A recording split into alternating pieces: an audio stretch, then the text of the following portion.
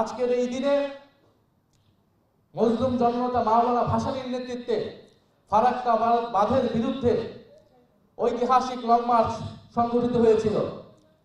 আজকে আমরা স্মরণ করছি মাওলানা ভাসানী এবং সেই ঐতিহাসিক ফারাক্কা দিবসের স্পিরিটকে।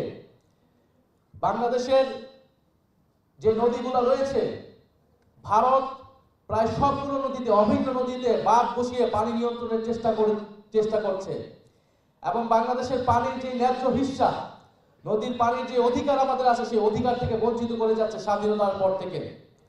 আমরা গঙ্গা চুক্তি হয়েছে, গঙ্গা পানি বন্টন চুক্তি হয়েছে, এই চুক্তি এই বছর শেষ হবে। আমরা এবার নতুন চুক্তির মাধ্যমে আমরা আমাদের পানির অধিকার নিশ্চিত চাই এবং বর্তমান সরকার আমরা দেখতে চাই তারা কতটুকু ভারতের আধিপত্যবাদের বিরুদ্ধে বাংলাদেশের পানির ন্যায্য অধিকার তারা নিশ্চিত করতে সক্ষম হয়, নাকি পুনরায় আওয়ামী লীগের মতোই তারা একটি নতজানু পররাষ্ট্রনীতি করে নতজানু চুক্তি করবে।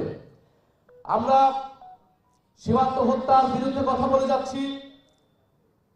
বাংলাদেশ ভারত সীমান্ত পৃথিবীর অন্যতম একটি সীমান্ত, যেটাকে রক্তাক্ত সীমান্ত বলা হয়।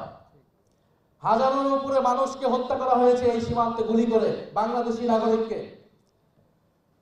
মাওলানা ভাসানী ফারাক্কার বিরুদ্ধে লং মার্চ করেছিলেন। যদি প্রয়োজন হয় আমরা সীমান্ত লং মার্চ ঘোষণা করব। বাংলাদেশের সীমান্তকে আমরা সুরক্ষা করব, বাংলাদেশের নদীর পানির ন্যায্য হিস্সা আমরা নিশ্চিত করব, বাংলাদেশের সার্বভৌমত্বকে আমরা সুরক্ষা করব। আমরা বর্তমান সরকার কোথায় মাথা বন্ধক দিয়ে সরকারে বসেছে আমরা এখন এটা স্পষ্ট নয়। আমরা বাংলাদেশকে কোনো পরশক্তির প্লেগ্রাউন্ড হিসেবে দেখতে চাই না। বাংলাদেশের তার সার্বভৌমত্ব এবং তার পররাষ্ট্রনীতি তার বাংলাদেশের জনগণের পক্ষেই তৈরি হবে বলে আমরা বিশ্বাস করি। আমরা সেটাই জনগণ চায় বলে বিশ্বাস করি।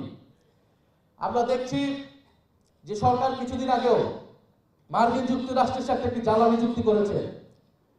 অন্তর্বর্তী সরকারের শেষ সময়ে এসে মার্কিন যুক্তরাষ্ট্রের সাথে একটি বাণিজ্যিক চুক্তি হয়েছে, যেই চুক্তি নিয়ে সংসদে কোনো ধরনের কথা বলার সুযোগ ছিল না, কারণ গণভোট এবং অধ্যাদেশগুলো নিয়ে আমরা কথা বলার সুযোগ পাইনি। এই ধরনের জাতীয় গুরুত্বপূর্ণ চুক্তি করতে হলে অবশ্যই সংসদে কথা বলতে হবে।